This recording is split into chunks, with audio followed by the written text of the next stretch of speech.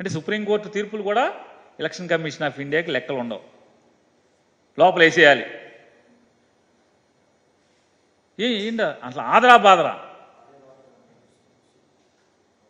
అంత ఆదరా బాదరాగా అరెస్టు చేసేయాలి, లోపల వేసేయాలి. అసలు కనీసం నేరం జరిగిందా జరగలేదా అనే విచారణ కూడా లేని పరిస్థితి లేకుండా ఆదరాబాదరాగా ఇచ్చేయమంటాడు. దాని మీద ఇచ్చేస్తే 22వ తారీఖున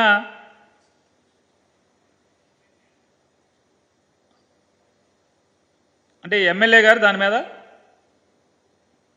ఎలక్షన్ కమిషన్ ఆదరాబాదరాగా 21వ తారీఖున ఇవ్వగానే 22వ తారీఖున ఆ సబ్ ఇన్స్పెక్టర్ గారు ఆ పాలవాయి గేటు సంబంధించినటువంటి ఏదైతే ఆ స్టేషను ఆ ఊరు వచ్చేటువంటి ఎస్ఐ గారు సంబంధిత ఎస్ఐ గారు మెమో ఒకటి ఫైల్ చేస్తాడు 22వ తారీఖున కోర్టులో. ఏమని 20వ తారీఖు సంతకం పెట్టి 22వ తారీఖున మెమో ఫైల్ చేస్తాడు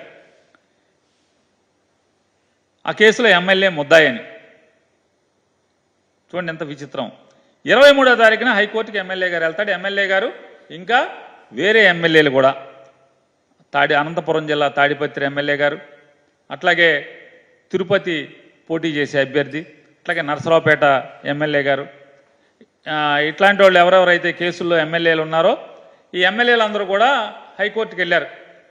హైకోర్టుకి వెళ్ళి ఏమని అడిగారంటే, అయ్యా మేము పోటీ చేశాం కాబట్టి రేపు 4వ తారీఖున కౌంటింగ్ ఉంది కాబట్టి పోలీసులు దురుద్దేశంగా మమ్మల్ని అరెస్ట్ చేసి జైల్లో పెడితే కనుక మాకు న్యాచురల్ జస్టిస్ దెబ్బతింటది కాబట్టి ఎన్నికలు అయ్యే వరకు మాకు ఇంటరిమ్ రిలీఫ్ ఇవ్వండి. మేము పోలింగ్ ఏజెంట్లను పెట్టుకోవడంలో కానీ పోలింగ్ కౌంటింగ్ ప్రక్రియ సక్రమంగా జరుగుతుందో లేదో చూసుకునేటువంటి ప్రాథమిక హక్కు మాకు ఉంది కాబట్టి అభ్యర్థిగా మాకు ఇంటరిమ్ రిలీఫ్ ఇవ్వండి అని చెప్పి ఇట్లాంటి రాష్ట్రంలో ఉన్నటువంటి ఎవరెవరైతే కేసుల్లో ఉన్నారో అందరు ఎమ్మెల్యేలు వెళ్తే కోర్టు ఒక బ్లాంకెట్ ఆర్డర్ ఇచ్చింది. మరీ స్పెసిఫిక్గా మాచర్ల పిన్నెల రామకృష్ణారెడ్డి పేరు ఉదహరించి కూడా అతన్ని 6వ తారీఖు దాకా అరెస్ట్ చేయబాకండి, అతన్ని పోలింగ్ కేంద్రానికి అనుమతించండి, నియోజకవర్గంలోకి ఎమ్మెల్యే వెళ్లకుండా ఇట్లాంటి షరతులు పెట్టి ఇంటరిమ్ రిలీఫ్ ఇచ్చింది. ఇంటరిమ్ రిలీఫ్ ఇచ్చినప్పుడు పిన్నెల రామకృష్ణారెడ్డికి సంబంధించినటువంటి న్యాయవాది ఒకటి వాదించారు. ఎలక్షన్ కమిషన్ ఆఫ్ ఇండియా ఎంత తొత్తరపాటో చూడండి, ఎంత ఏకపక్షంగా వ్యవహరిస్తున్నారో. 41 నోటీస్ అంటే 7 సంవత్సరాల లోపు ఉండేటువంటి క్రైమ్కి కూడా వెంటనే ఎమ్మెల్యే మీద కేసు కట్టండి, ఎమ్మెల్యే మీద కేసు కట్టుకుంటే కనుక వెంటనే అరెస్ట్ చేయండి, అరెస్ట్ అయిపోతే ఎత్తి లోపలేయండి, జైల్లో వేయండి, ఖచ్చితంగా అరెస్ట్ చేయండి, లోపలేయండి అనే తొందరపాటు వ్యవహారం కనపడుతుంది. సుప్రీంకోర్టులో గతంలో ఆల్రెడీ జడ్జిమెంట్ ఇచ్చింది.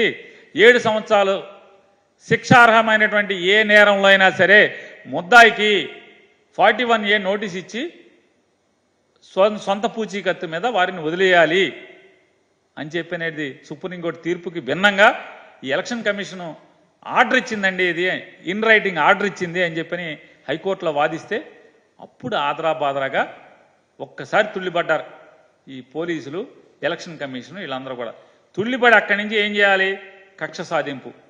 ఏదో రకంగా ఎమ్మెల్యే కోర్టు అంటే చట్టపరంగా ఎమ్మెల్యే రక్షణ తెచ్చుకుంటున్నాడు, అంటే చట్టం నుంచి న్యాయపరంగా, కాబట్టి మనం ఏదో రకంగా ఎమ్మెల్యేని లోపల వేసేయాలని చెప్పని పాత కేసుల్లో అంటే 15వ తారీఖు అంటే 14 రాత్రి జరిగినటువంటి సంఘటనలో ఎమ్మెల్యే పేరు మీద ఎస్ఐతో ఒక మెమో ఇస్తారు. ఏమైనా దాంట్లో ఎమ్మెల్యే ఉన్నాడని చెప్పని. కారంపూడి గొడవ 14వ తారీఖు రాత్రి కారంపూడిలో గొడవలైనవి.